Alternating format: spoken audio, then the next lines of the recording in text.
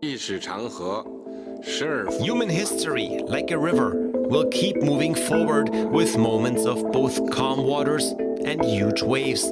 We have before us the opportunity to forge a new world order. The problem with modern days unipolarity is precisely like that. The West is leading Ukraine down the primrose path. We don't have enough tanks, we don't have enough vessels, we don't have enough planes. To bring chip productions here to the US. Welcome to Multipolarity.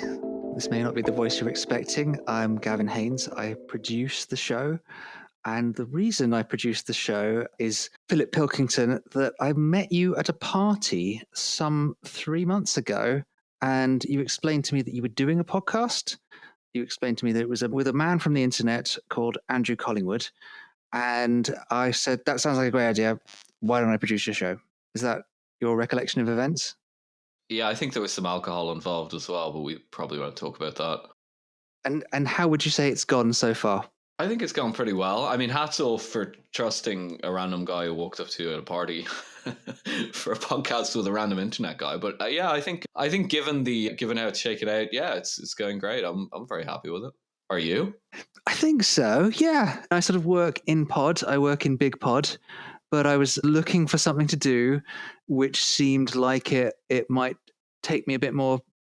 Not quite front of house, but less on the development side and more on the production side. And this angel strode into my life in the middle of the Unheard cafe opening party and said that he liked geopolitics and economics too, and that this was actually a thing that was happening in the world, and it seemed very timely. And very timely it has proved. This is not quite my world. I do have a vague background in this world. So it's been very interesting to me to kind of open the throttle on geopolitics and this whole discourse that is becoming ever more salient by the day, it seems. So, your idea was right, wasn't it? Yeah, I think I've been vindicated. I think we've been vindicated because it wasn't just my idea. Andrew Collingwood and I were modestly speaking there. Yeah. Well, I think we've sort of talked a lot about my part in this, but it does predate me. So, Andrew Collingwood, you met Philip on the internet. A very modern relationship. Via a Twitter Spaces, yeah, that went viral, and as it was sold to me, was picked up at a Treasury Select Committee. Well, that's right. I had been retweeting a lot of Philip's sage-like and wise tweets. And I had also at the time been doing semi-regular spaces on Saturday evenings, which I thought were great. And I still do, actually. You get a really good audience participation on the spaces. And one thing I've always found with them is that the questions that listeners ask are far better than you might imagine. It kind of restores your faith in the interested citizen, I would say. And I invited Philip to one of the spaces to discuss economic matters. And we ended up just chatting for about 2.5 hours on that space. And I think both of us could have gone for another couple of hours in addition to that. And we spoke about maybe making it a regular thing through a podcast. And then Philip brought you on board, which was a big bonus because God knows how unprofessional it would be without you to edit our ramblings into a coherent 45-minute or 1 hour podcast every week, Gavin. But yeah, I think it's gone well. I mean, the point of multipolarity is that as the world shifts towards a multipolar world, the economic and geopolitical consequences of that will become much more visceral, and they'll start washing over the Western world, which for the last 30 years or so has been somewhat detached from geopolitics and has had a very specific economic model. And these changes are going to be big. They're going to cause a great deal of issues. There'll be violence and wars, as we're already seeing. But there'll also be a great deal of economic upheaval. And I think as this progresses, Multipolarity as a podcast will get more and more relevant.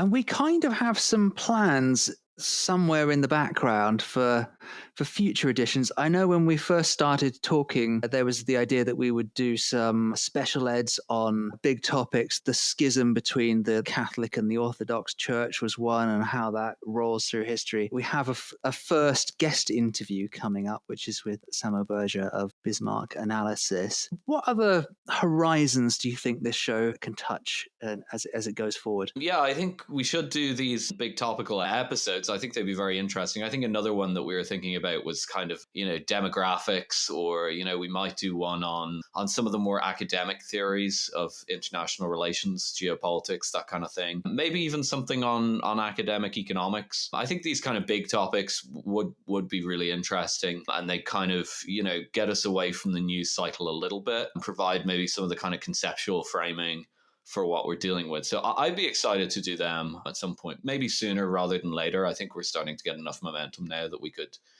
start considering doing them. Yeah, I agree. I think that now that we have a regular following, we're starting to really trend upwards on the listener scale. It seems to me a good time to start introducing the occasional special episode where we can really dive deeply into certain areas that we've perhaps touched on in previous podcasts, but deserve a much longer and more detailed hearing. Demographics is one. I think Philip's suggestion of the Orthodox Catholic schism is a fascinating one and would no doubt be hugely educational for me. But there are also other areas as well. We've spoken in the past about the changing face of logistics routes around the world and how that impacts culture and international relations and geostrategy of various nations. I think that would be a very interesting one. So in addition to the interviews, and I think we've also, in addition to Samo Berger, who is a very interesting guy and one of the preeminent thinkers, I would say, on the areas that we cover. So I think this is all going to be extremely interesting. And as I said before, as these issues become more and more prominent and become more and more difficult to avoid, and the frequency at which they affect lives in the Western world increase, then the podcast can become more and more relevant, and we can move into an increasing number of interesting areas for listeners. There was definitely a scheme at one point to create tea towels and merchandise around shipping choke points. I don't know quite where we've ended up with that. Don't tell anybody that's an amazing idea. Some entrepreneurial-minded listener will steal it from us. But merch is definitely a great idea, and I think we have an idea for merchandise. Once perhaps the podcast gets a little bit bigger, I find with a lot of podcasts or a lot of YouTube channels, when they do merchandise, it's kind of like fan merchandise. Whereas I think that we have ideas for merchandise that would be cool for people who are interested in economics, that are interested in geostrategy, and that are interested in the changing framework by which the changing world order, I should say. So yeah, that is also something to look out for in the future. Perhaps when we get to podcast 40 or 50, we could launch some super cool merch. Yeah, I mean, we're 10 deep. It feels like a long journey, but actually it's still only the foothills of something. And as we came to press, we were being retweeted by J.D. Vance, no less an iconoclastic hillbilly than Gavin, himself. if I may say, perhaps we could ask listeners for their reaction on another idea that we had. We were speaking last week about setting up a Substack. And on that Substack, we would provide maybe 3 times a week, something in that vicinity, essentially a brief for subscribers to our Substack that would give them a kind of digest of the sort of things that Philip and I read on the multipolarity, within the multipolarity sphere, the sort of news issues that are happening, interpretation and kind of brief analysis of the news. But I would be interested to hear feedback from any listeners if they want to put in the comment section of YouTube, if they're listening on YouTube, or perhaps one of their own podcast apps or clients, or maybe even just write to us or tag us on Twitter. I'd be delighted to hear whether they'd be interested in a Substack that, as I say, would give them a kind of multipolarity brief Obviously, it would involve a fair bit of work. But if people are keen on it, I'd be very much willing to do it. I mean, you have an absolutely sort of dynamo work rate in terms of your press output. Although I picked up Born Broke magazine today, well, they sent it to me in the post now, and you didn't have anything in this month's edition. I have a very long article about the destruction of Nord Stream, actually, and it's going to top out at about 5,000 words, and it basically gives a potted history of Nord Stream and looks at some of the press and media failings on their reporting, both the reasons that it was planned and built, but more importantly, the failings of their reporting on its destruction.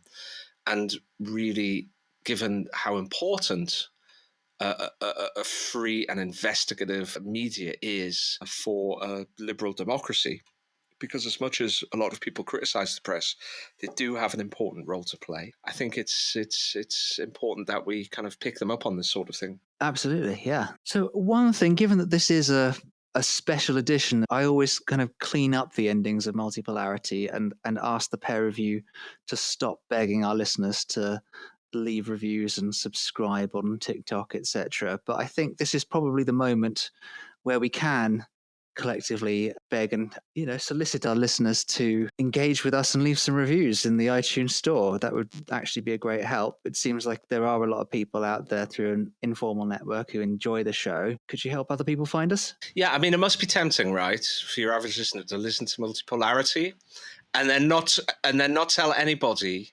However, we don't ask for money at Multipolarity. We don't have a subscription fee yet, anyway. And so what you can do to support the podcast, if you like listening to it, let people know about Multipolarity, share the links, tag us in posts, retweet our tweets. You can subscribe to or you can follow our Twitter account, which is @multipolarpod. So that's @multipolarpod.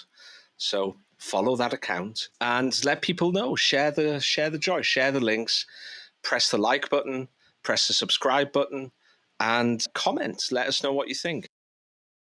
And we have had a really curious and thoughtful post bag ever since we sent out our shout out for questions about 10 days ago. There are about 8 questions, I think, that we have to get through now, all from genuine listeners. When you send something out into the ether like that, you could very easily come back with nothing at all. But the rest of the episode is going to be me reading out the questions to these two and coming up with answers on the fly. So the first question comes from no less a figure than the Eugene Professor of Computer Science at Princeton University, who is Bernard Chazelle. And he says, it's quite a long question. Dear sirs, thank you for your podcast, which I enjoy greatly. It seems to me a major element in a future conflict between China and the US would be the political capacity of absorbing heavy casualties, as we're seeing now in Ukraine. China would regard a war over Taiwan as existential, so its casualty tolerance would be essentially unbounded. But how would a US president justify to its citizens the loss of, say, 50,000 sailors in 2 weeks for a fight over a place most Americans can't locate on a map? The US hasn't fought a heavy casualty war since World War II. Would it be able to do so in order to save not its existence, but its hegemonic status? I wonder if that wouldn't be the decisive factor in determining the outcome of a China-US conflict. I'd love to hear your views on the issue. Mr. Collingwood, I think you are the best place to answer this question. Well, I think 50,000 sailors is probably a little bit too high. The US aircraft carrier has about 5,000 sailors on it, and it's unlikely that the US would lose all 10 of its aircraft carriers. But I could well imagine a conflict with China very quickly leading to tens of thousands of deaths. So, and I think the 2-week time period for that isn't beyond the bounds of reason in the event that the US and China get involved in a direct war, a full-blown war with each other. I think, though, that while the prospect of such casualties would create, at the very least, caution within whichever US presidential administration was in charge, when deciding whether to go to war with China or not.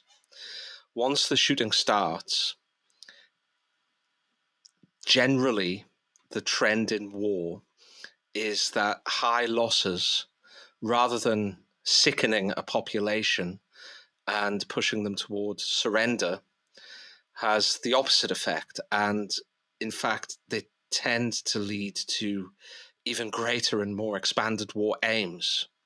I think that once, it's quite possible to imagine the US losing 10,000 men in a day or two, given the numbers of Chinese missiles, given the range of targets they could attack. I mean, Okinawa has goodness knows how many US Marines and airmen. Guam would no doubt come under attack. Bases in the Philippines would no doubt come under attack, as well as US Navy surface and submarine assets. So it's really within the realms of possibility that the US could have a shocking death toll after a week or two. I think, though, that would tend to lead to more, I wouldn't say enthusiasm for the war, but more determination to win it, because there would be very much an idea that, we can't retreat now that we've suffered so many losses. That can't be for nothing. And patriotism and patriotic feeling would very much come to the fore in circumstances where the whole nation was sharing in grief. I think I'm a little bit more skeptical of this than Andrew. I know that Andrew, as a matter of course, tries to avoid American politics. It's a written rule for him, as far as I understand it. I am pretty plugged in on the American politics stuff, and I think the country would have a very, very hard time with this. The country has changed a lot since the Cold War. I mean, famously, John F. Kennedy said, ask not what your country can do for you, but what you can do for your country. I don't get the sense that sentiment rides very high in America anymore. I don't mean that as a moral judgment. I just mean it as a fact. It's a very consumerist society, more so than Western Europe, more so than Britain.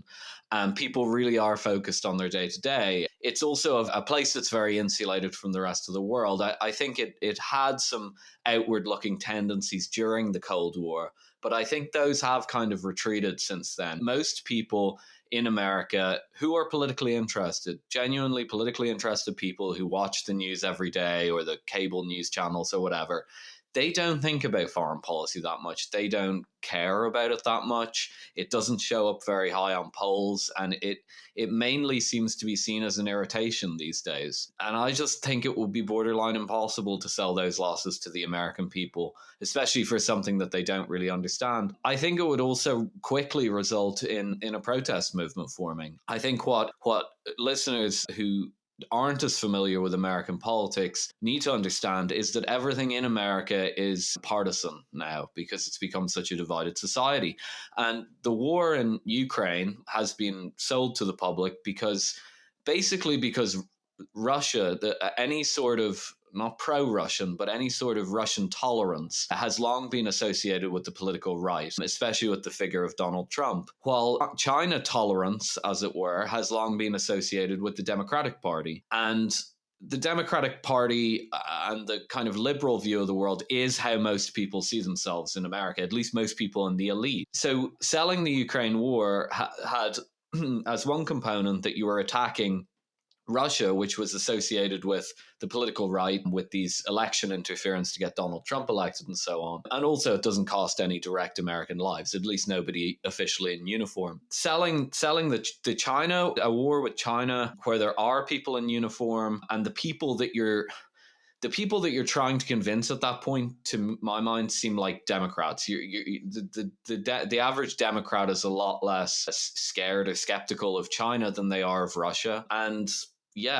these would be the kind of groups that would be able to put together the sort of protest movement that you saw in the wake of the invasion of Iraq. Okay, well, thank you very much for that, and thank you, Bernard, for your question. Let's move on from that extraordinary death toll in the tens of thousands and onto a figure called Diplomatico number 2, who tweets under Heilige Rook.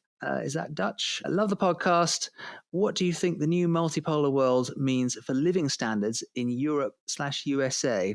Or in other words, what will it mean for Westerners across their lives when the rubber hits the road on the shift, by which he means the shift to multipolarity. Philip, you are generally known as Captain Optimist. Do you have anything to add on this one? Yeah, I mean... Yeah, come on, okay, Dr. well, Doom, let's hear some the first sunshine. thing... Okay, you're not going to get any sunshine out of me. Not today. But no, I think you can give a fairly balanced answer to this. First of all, the West will definitely lose in relative terms living standards, but that's more so a reflection that the developing world is and will continue to catch up to the West. That is a certainty that is not going to change. Now, in absolute terms, could living standards fall for the West? Yes, they could. But they will only fall if this transition is mismanaged. The problem is that I think we think on the podcast, that there is a lot of evidence that the transition is being mismanaged. And if it is mismanaged, it means that we will start to, engage in trade wars and so on without fully understanding that we are far more dependent on the countries that we launch the trade wars against than they are on us. They send us the stuff, we send them paper money, effectively, that's not really worth anything. Now, that's good for their economic growth, it's good for their export industry, but ultimately we're just giving them paper money. And it's not even paper at this stage. At this stage, it's little entries on a balance sheet of the central bank. It's just electrons. That's all we're sending. I'm not saying we don't send them anything, that we don't trade with them at all. But on a relative trade balance terms, that's what we're doing. We're also heavily in debt to these countries. So if we try and pick a fight with them, my fear is that our absolute living standards will fall. And what that will look like is quite simply a long period of either an inflationary recession, or if things got really bad, an inflationary depression. And that would be one in which nominal wages were either fixed or they were even falling slightly, and inflation was eroding living standards.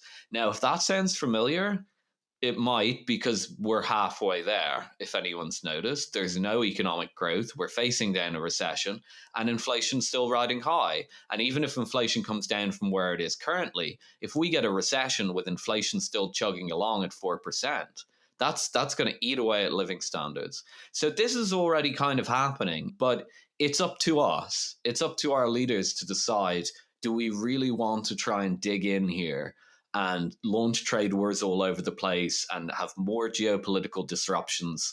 If we do want to do that, then our absolute living standards will fall.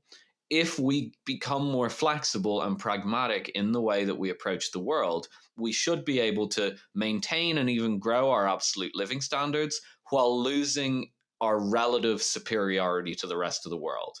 But ultimately, the average Joe doesn't care about the relative picture. Only our leaders care about that, because they fret about a loss of power in the world. But that's an inevitability. So it's really up in the air. It's what we choose to do from here on in.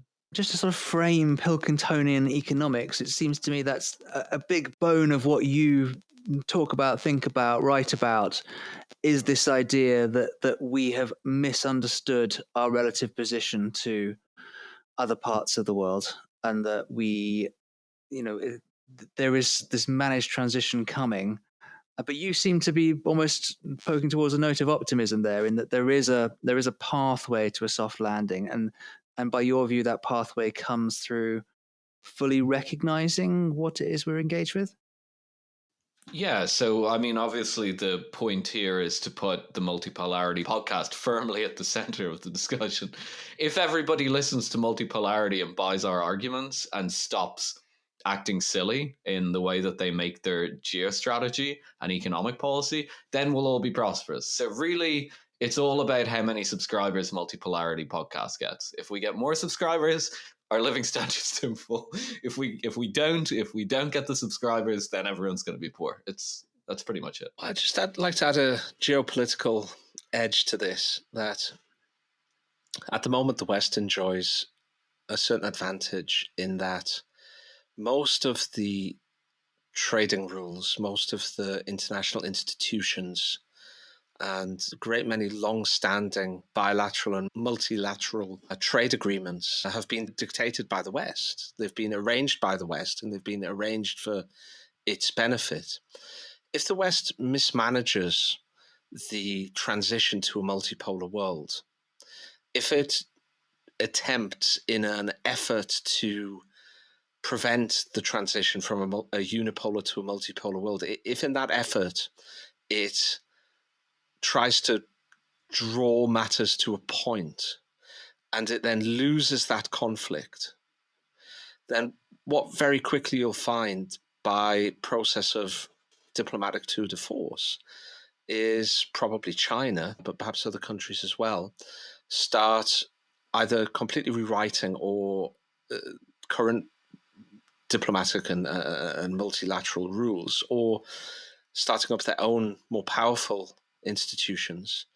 And, because China would be then in control of a much larger portion or dominant over a much larger portion of the global economy than the US, countries would naturally gravitate toward that. They would set up their trading arrangements and thus their economies to deal with China over the US and Europe.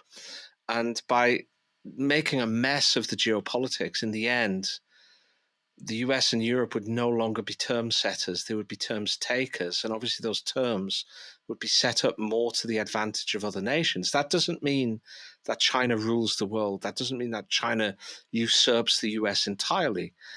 Obviously, the United States, even if it was thrust out entirely of Western Pacific or Eastern Asia, whichever way you want to talk about it, it would still be a massively powerful nation. Europe would be an extremely large economy with a big population. It would just mean that they wouldn't be able to dictate terms in the way that they had. And when they've been able to dictate terms, they've been able to set up those terms both in terms of trade, in terms of defense cooperation, in terms of diplomatic relations to their own advantage.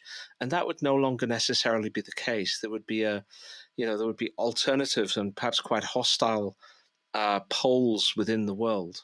So if it fails to manage this process and it tries to bring matters to a head and then it loses that conflict, then again, there would be a geopolitical impetus towards squeezing relative living standards compared to what they could have been. Well, it's nice to know that there is some world in which the West can just, go about our hobbit lives and mainly butt out of the rise of China, and perhaps come away with, I don't know, or even better, shock horror, better video projectors without having to sacrifice 10,000 US Marine lives in a morning. Yeah, of course. Well, I mean, we could profit from the rise of China, but not only that, we could compete with them.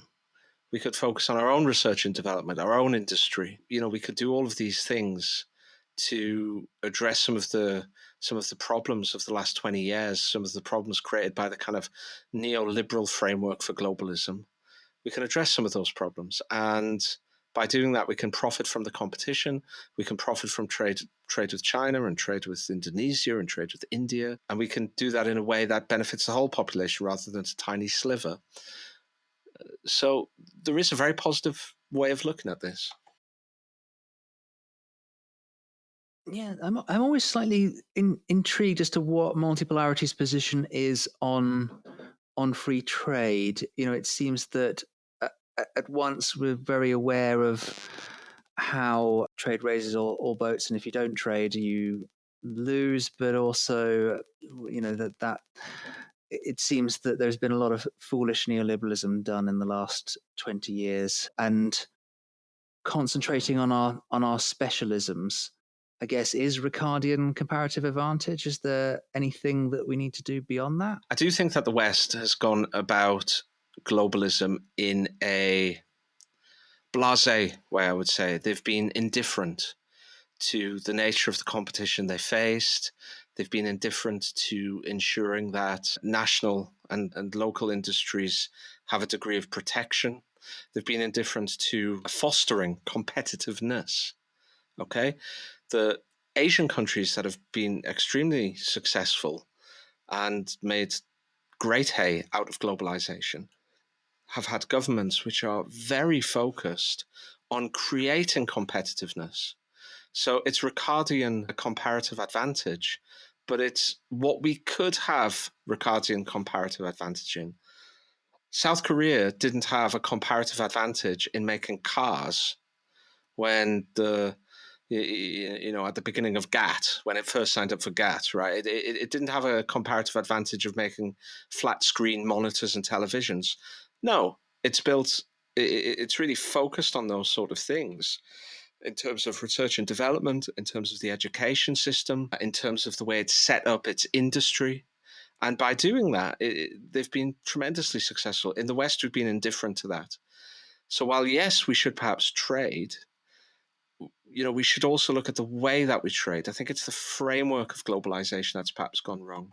One of the joys of Twitter is that you have to entertain questions from people like Eat My Shorts, who tweets at Coco Loba EMS. Eat My Shorts says, what's the bull case for China if their Belt and Road materializes into lots of underperforming loans?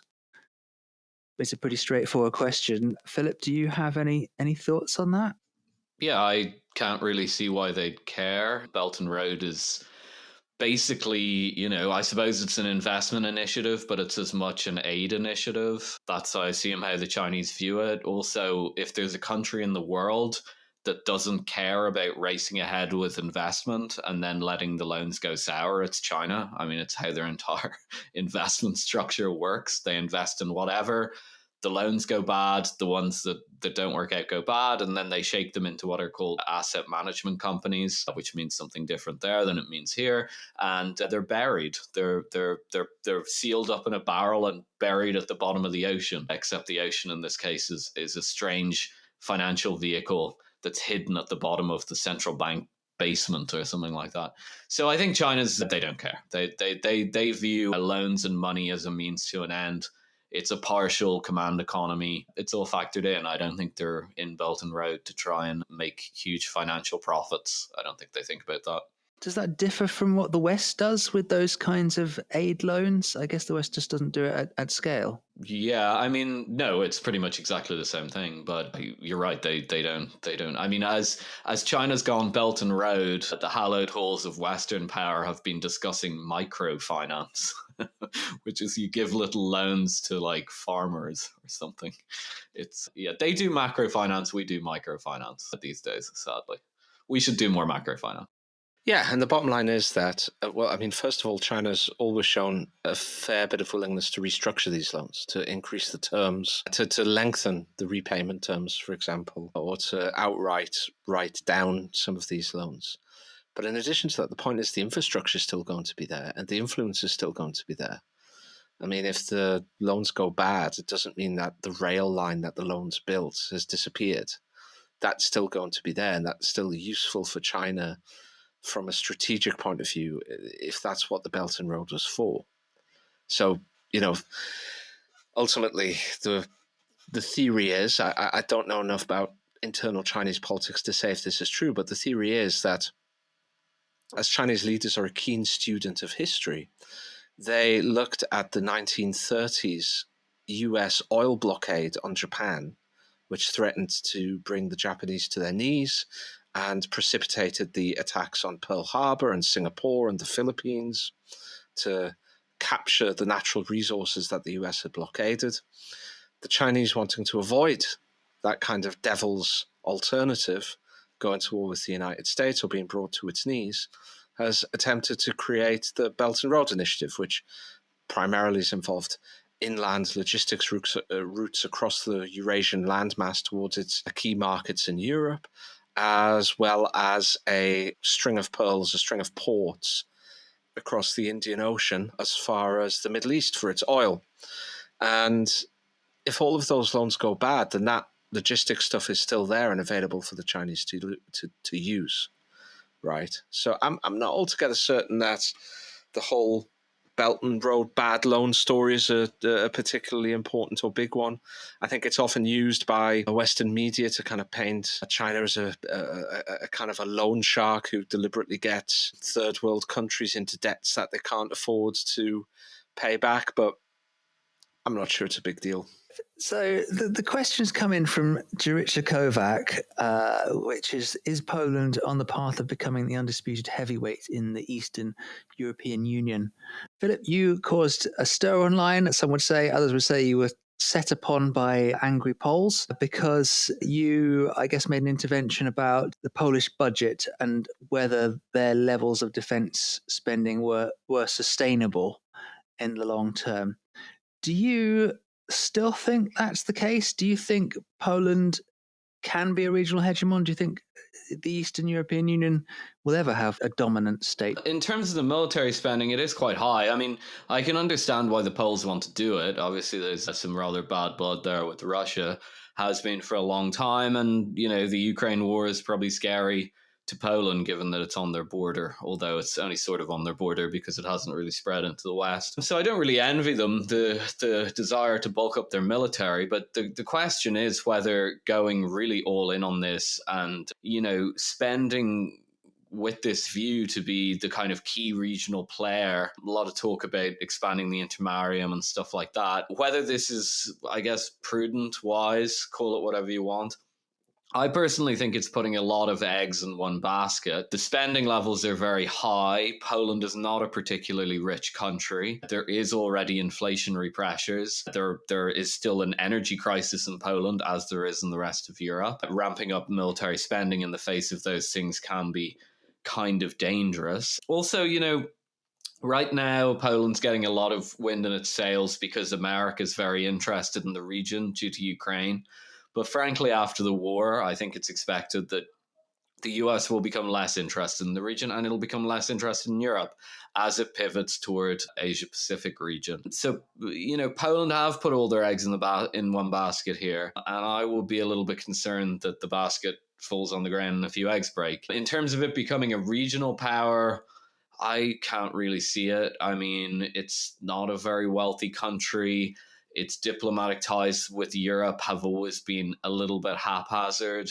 There used to be very strong ties. Well, I suppose there still are very strong ties in the Visegrad group, which is dominated by Poland and Hungary.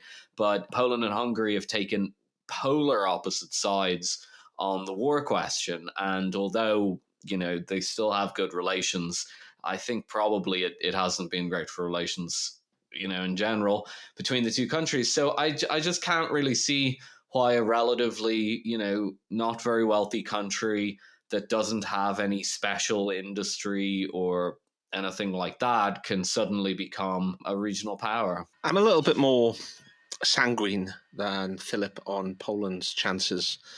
The first thing to understand is that Poland is in a very dangerous part of the world and is not blessed by geography. It's surrounded, or it's sandwiched between the two traditional and ancient 800-pound gorillas of the western end of the Eurasian landmass, Germany and Russia. It is situated on flat land. It doesn't have an alpine mountain range or a sea or an ocean or a desert or jungle to block invaders. And for this reason, not once but twice in the last few hundred years, it's been wiped off the map entirely. First of all, through the Russo-Prussian of Poland, which the Austro-Hungarian Empire did it in, but latterly through the Soviet Empire, where it became essentially a satellite state of the Soviet Union and had its borders shifted quite a way west. So I think Poland almost has to try to expand its power, has to try to build up its military for the same reason it really, after the fall of the Soviet Union, after the collapse of the Soviet Empire, had to join NATO and the European Union. I think now it has to really try to expand its power through diplomatic ties, through becoming the major military power within the region. And I think there are fairly good opportunities for Poland to achieve that. Philip is, of course, right that the financial side of things are quite precarious. But as the United States retreats from Europe, as ultimately it probably will, eventually the realities of the American situation, its need to balance against China will trump the ideology of the neocons who are really fixated on Russia and Eastern Europe. As America withdraws, what it'll try to do, I believe, is replace physical troops and materiel with support, financial support, and probably technology transfer support for key allies within the region. And what it'll do is it'll select those key allies based on their existing capacity. And I think really there's only one game in town for that, and that's Poland. So I think in a way what Poland can do is it can import arms and technology, and it can export geostrategic usefulness. That's going to be the deal from here, and it can kind of cover the gap in its financing and perhaps its current account with its usefulness to outside powers. And in terms of expanding through Visegrad or the Intermarium, which is a kind of reimagination of a classic Polish idea to create a bloc between the Baltic and the Black Seas, and the Baltic, the Black, and the Adriatic Seas, to that would be able to counter the size and the scale of Germany and Russia. As for that, we have to remember that this is a relative game. Poland might not be a particularly rich or large country, but it's recently had a large influx of Ukrainian refugees who are culturally and linguistically reasonably similar to Poland. And in addition to that, it's relatively much stronger than most of the countries to its south. So most of the countries in Central and Southern Eastern Europe, it is much stronger than those countries. And it would be natural that, it's never going to create an actual empire in the old-fashioned sense of the word, but it would be natural that such a bloc could be led by Poland, and with a little bit of give and take, Poland could be the leading power in such a bloc and benefit from that. So I'm a little bit more sanguine than Philip, but of course, these things are very fraught, as Poland has shown multiple times in the past. Yes, it tends to come and go, Poland. The next question comes from Francisco 40231 on Twitter. Francisco says, how likely is it that the US is headed towards an impossible situation regarding interest rates? If rates go up, everything starts to break, as seems to be starting to happen. If rates go down, inflation starts to accelerate. Yeah, I'd say we're already in the impossible situation. I think I wrote something about this for Newsweek. Geez, it must be 18 months ago or something like that. Zero interest rate policies are like a crack habit or something like that. The whole economy's addicted to them. They probably were never wise to begin with. Did they even promote that much growth? I don't really think so. I don't think dropping the interest rate any lower, pumping all this money did actually that much for growth. So the whole economy got addicted to these things. And I think the assumption from the policymakers in the central bank was we'd never see inflation again.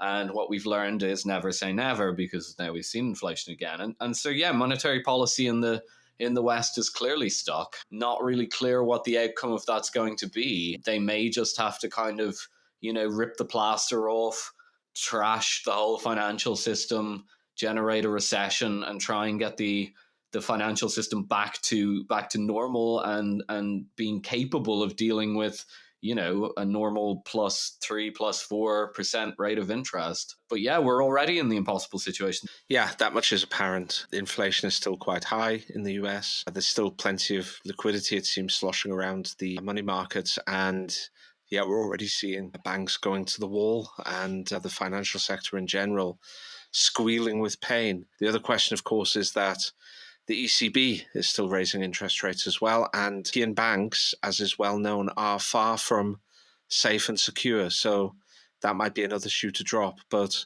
I agree 100% with Philip. It's an extremely awkward situation. Will they go the Paul Volcker direction and just, in the words of Paul Krugman, increase interest rates until Volcker decided that the economy had had enough? Or will they accept a reasonable amount of a fairly high level of inflation to save the financial sector? Who knows? But this is really in devil's alternative territory now, I would say. We have a question from longtime friend of the pod, regular commenter, Roger Hesketh, who I believe is something to do with the SDP that you're a part of, Andrew. Anyway, Roger says, do you think this question was written slightly before the events of March 20th when Xi Jinping and Vladimir Putin met in Moscow? He says, Do you think Xi Jinping will bring an oven-ready peace deal to Moscow next week? Do you think Presidents Putin and Zelensky would be agreeable to entertaining the notion, and do you think the latter would be allowed to? For what it's worth, I think any text will have had prior Moscow approval. And the latest, as I understand it, is that Xi Jinping did come with something that was oven ready. And Andrew, perhaps you know more about the status of that and where it sits on the diplomatic chessboard. Well, the simple answer to this is, and we can be very brief about this, it doesn't matter what is in the peace deal. The United States has already said that it's going to reject that peace deal. The senior members of the Biden administration have said that any peace deal proposed by China is unacceptable. And that's that. And this would be the second time now, I guess, if Russia is very keen on this, it would be the second time that the US had scuppered a peace deal at various stages of negotiation. It did so in spring last year as well. And here we are again. The bottom line is that the war will only end when the US says the war is going to end.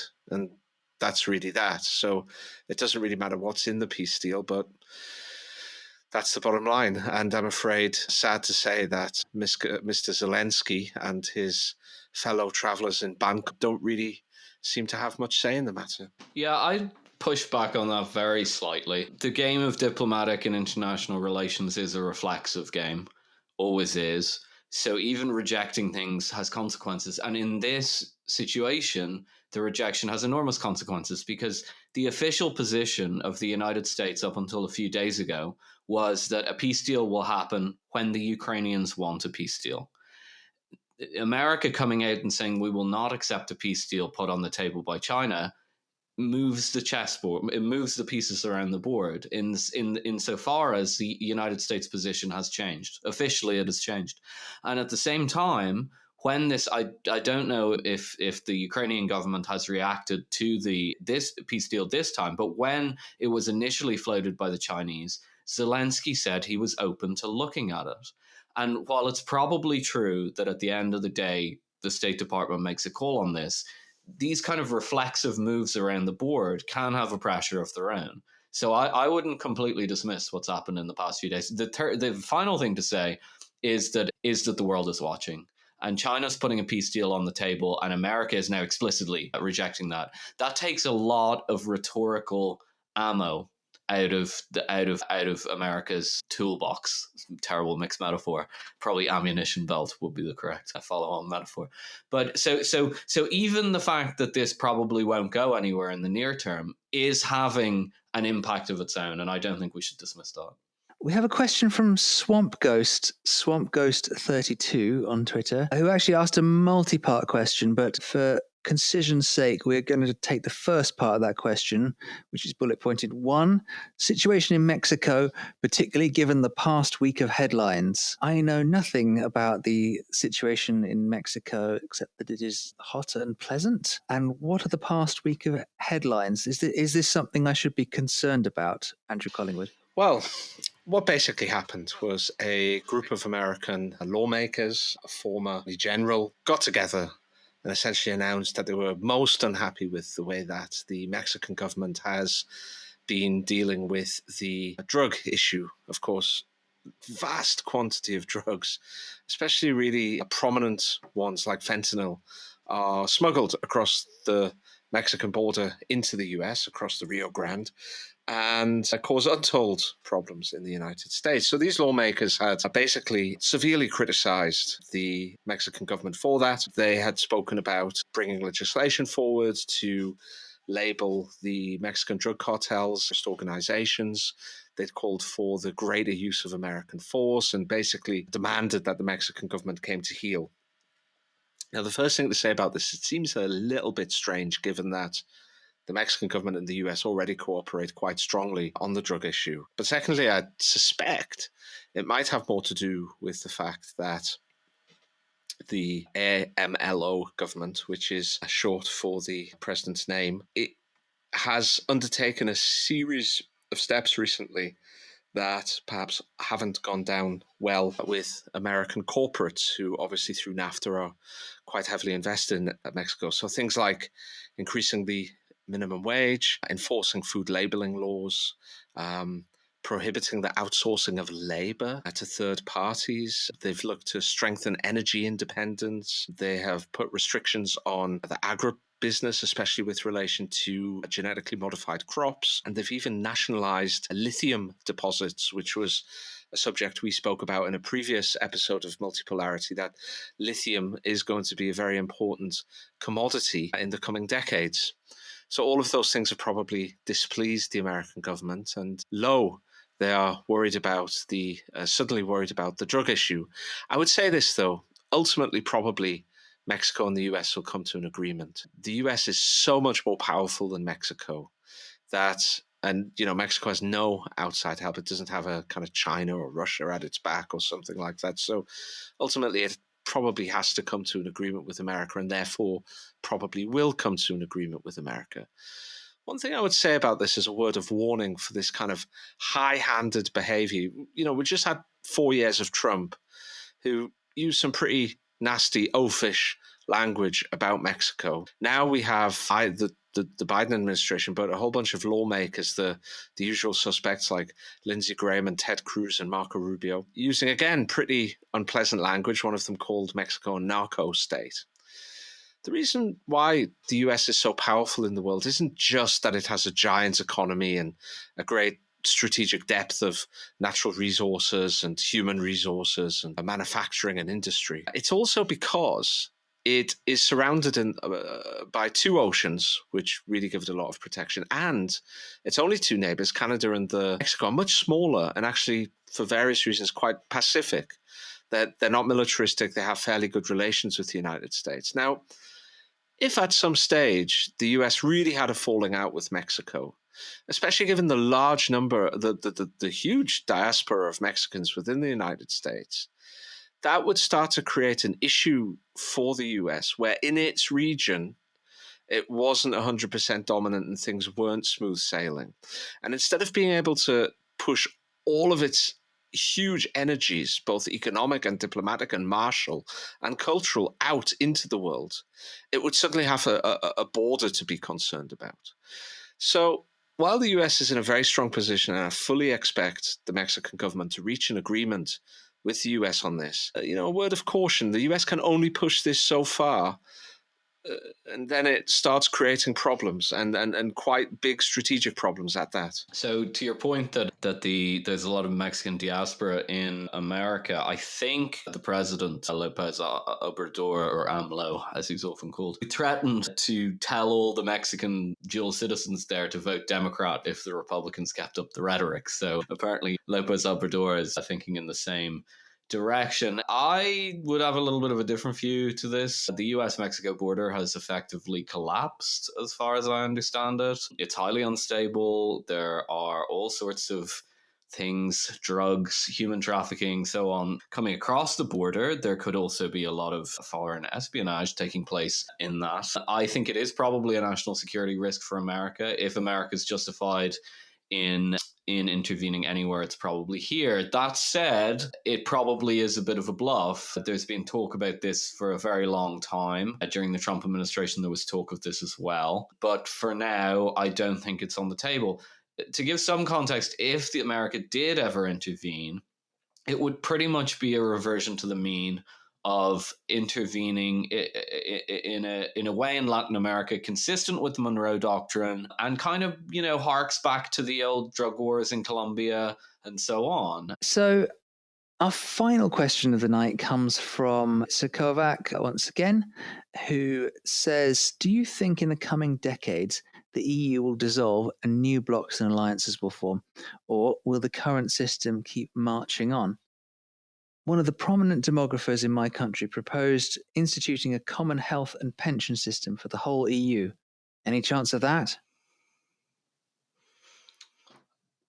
Yeah, I won't take a strong view on the common pension system and so on. I suppose that depends on the extent to which the EU continues to federalize. In terms of the EU's survival, I have to say I was pretty bearish about the EU until the war. I thought that it was kind of had a lot of flaws. I mean, all these kind of criticisms are well worn. The monetary union doesn't work properly.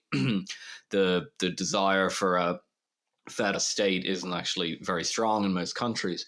But I think the war and the fragmentation of the world into a multipolar system has given the EU a new reason to exist. It does provide some sort of a bulwark against the rest, as it were. And seeing that Germany have pivoted to not accept America's desire to isolate China shows that this is still, as you might say, a live player. It still has a part to play. It can still do things independently. If the EU were to break up at this stage, I think it might not be able. The countries currently in the EU might have a lot harder a time making those independent decisions in a multipolar world.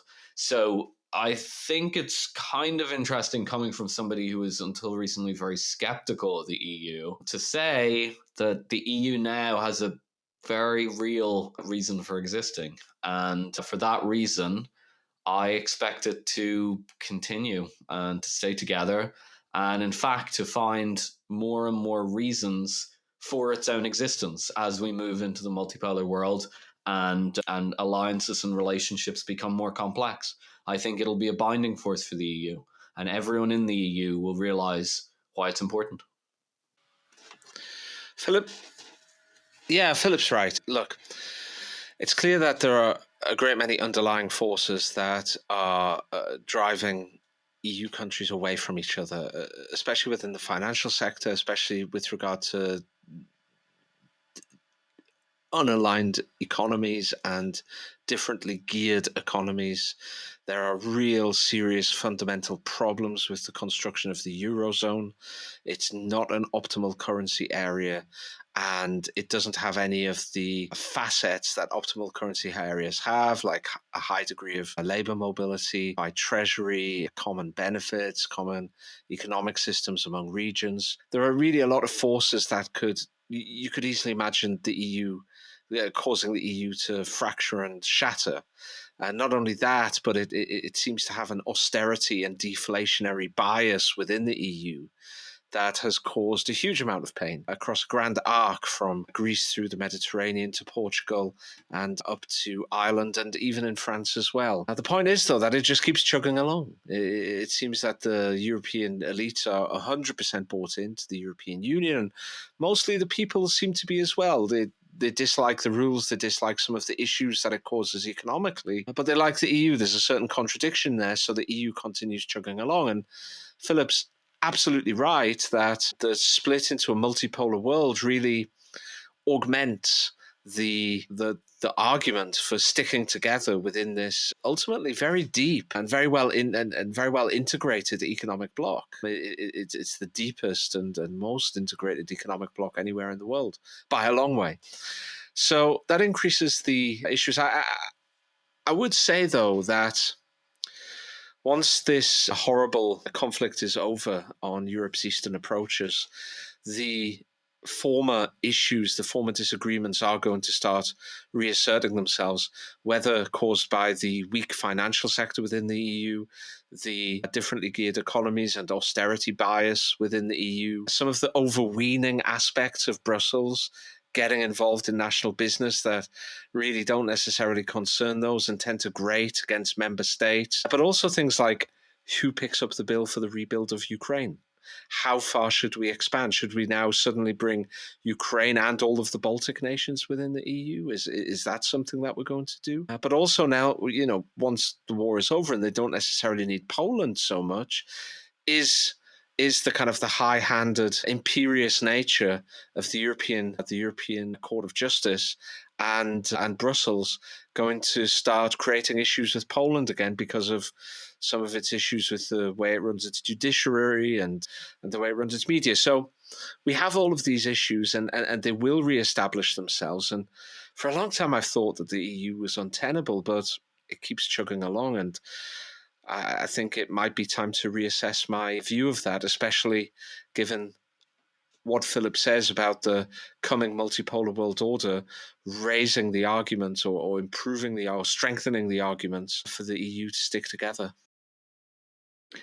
Yeah, I mean, it's funny how quickly that has changed. I mean, 5 years ago, people were talking about, I don't know, sort of a German rump or these sort of vassal states of the East. And Germany has had a very mixed war in terms of the Ukraine conflict, but it seems to have come out stronger and more central in some ways. Yeah, I mean, I think, by the way, it's entirely possible to imagine that in 20 years' time, there would be something pretty much along the borders of the Holy Roman Empire. So if you imagine those kind of areas, France really needs, for long-standing and well-understood geopolitical reasons, to cleave closely to Germany. And it's one of the things that British negotiators during Brexit could never understand, that Germany and France stuck together, that the single market was much more important than Germany, than the British market. And there are some kind of issues with that. France is naturally drawn toward North Africa and Sub-Saharan Africa, and you see that frequently all of the time. What's important to Germany is its supply chain and making sure that markets are open for its excess production. Poland has its own issues, and we spoke earlier on about the kind of the dream of the intermarium, not a traditional empire, but what we might call a postmodern empire might be a goal for Poland. So it is entirely possible to imagine blocks emerging. I just don't see it anytime soon. I would just at this point like to thank all of the people who've submitted questions. It was a rich response, an embarrassment of riches, and to point to a few people whose questions we haven't had time to read out, unfortunately, partly because they were things that we covered on past podcasts or that we're going to cover on future podcasts. So I would just shout out to Peter Ryan, to Jibber Jab, to Simpol, and that's your lot, really. Everyone else got a shout. I would like to turn to the two hosts, and I guess we were sort of trying to think of what would be a suitably silly ending for this special edition. And I think, Andrew, I wanted to ask you what your favourite armament was. And Philip, I guess I wanted to know what your favourite economy is. My favourite armament, I suppose. I think earlier I was trying to think. I didn't expect you to ask me this. I think it might be the British Hesh round, which is fired from Challenger 2 tanks. It's a squash head round. So basically this big old shell gets hurled out of a Challenger 2 tank quite considerably faster than the speed of sound. And when it hits an opposition tank, an opposing tank, it doesn't penetrate like some of the other shells that are fired by other nations, but the explosive squashes against the edge of the tank and then detonates. And what this does is it sends a shockwave through the frame of the opposing tank. And once that shockwave hits the barrier between the steel and armor and the air inside, it creates a shattering effect on the inside of the tank. So you get all these little bits of shrapnel torn off the inside of the tank, pinging around at multiple times the speed of sound. And, you know, the concussive effects inside are meant to be immense as well. So I think, I mean, I shouldn't really say it's cool because it sounds really quite horrendous, but I think that might be my favorite bomb or explosive. Yeah, I didn't find any of that funny. So if we were going for funny, I don't think talking about people being torn apart inside of a tank. Yeah, in terms of... My favorite economy, I'm going to go with Micronesia. It's not, well, it is a real economy. It's fishing and subsistence agriculture. It's very simple to understand, so the economist doesn't have to work very hard. It kind of sounds a little idyllic as well. I mean, I lived in London for years and worked in finance, it's one way of living in the pod, as they say. And it just feels that if you go to Micronesia and you go out and you catch a few fish, and then you come back to your like herb garden. It just seems kind of different. So I'm gonna go with the Federation of Micronesia. Okay, well that's been a wonderful episode of Multipolarity. We've all, I guess, learned something about each other, and it's time to close the box and put the toys away. So goodbye to Andy Pandy and to Bill and Ben, and let's reconvene next week. Please like and subscribe and leave a review if you'd like to.